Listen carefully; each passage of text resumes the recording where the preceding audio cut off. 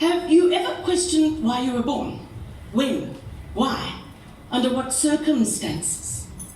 Have you ever found 50 rand and that lipstick that you thought you lost a year ago in your jacket pocket? Have you ever found a parking right outside the mall at month end? Have any of you won a raffle? Any competition for that matter?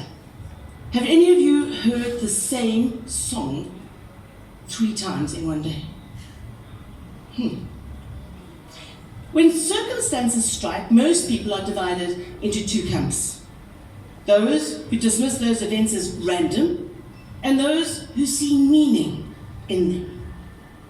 So even though you may have a meeting, or you may meet your doppelganger, or maybe not win that lottery, I think the world and the universe is conspiring to just add a little bit of magic of thinking into our lives. I was born on the 22nd of November. Now, I am a fierce Scorpio, discounting any Sagittarian trait whatsoever. But the truth be told, I have them. You see, this is the point, that my mother so wanted to have me on her birthday, jury's still out on that one, that she took large doses of cod liver oil to do so. Now, as much as I've got a remarkable astrological chart, I often wonder, what if my birth had nothing to do with oil? Was it my destiny? Because I can tell you quite categorically, it was not a coincidence.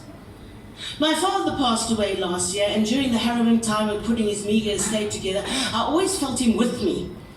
And one night, trying to just unwind, I logged onto Scrabble platform, and I was playing a game. It's already past the slide, unfortunately. But the tiles that you are dealt are random.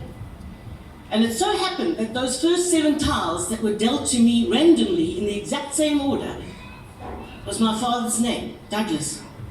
Now, was that a complete fluke, or was that a sign?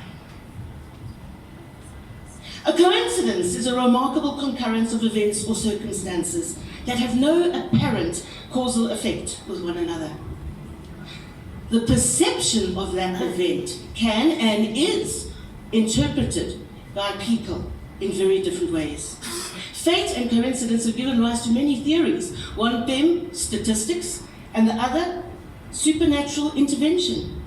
Hippocrates was the first one to be questioning coincidence and fate, saying everything in the universe is related by hidden affinities. He believed laws explained everything. Freud, of course, got involved with his whole theory of collective unconsciousness, but it was Jung who actually defined it conclusively by saying that it's the content that is beyond our awareness, but it's common to all human beings. Freud didn't actually believe that fate existed at all, saying that humans, get this, are the ones that created through their stubborn insistence on giving meaning to everything that happens. So, you're sitting on a plane and you happen to meet the person of your dreams, that one, that soulmate. Yeah, but you've also flown 40 times before that and sat next to guys and they weren't your soulmate. Increased dopamine increases the tendency for people to see patterns, causing people to attach meaning to things.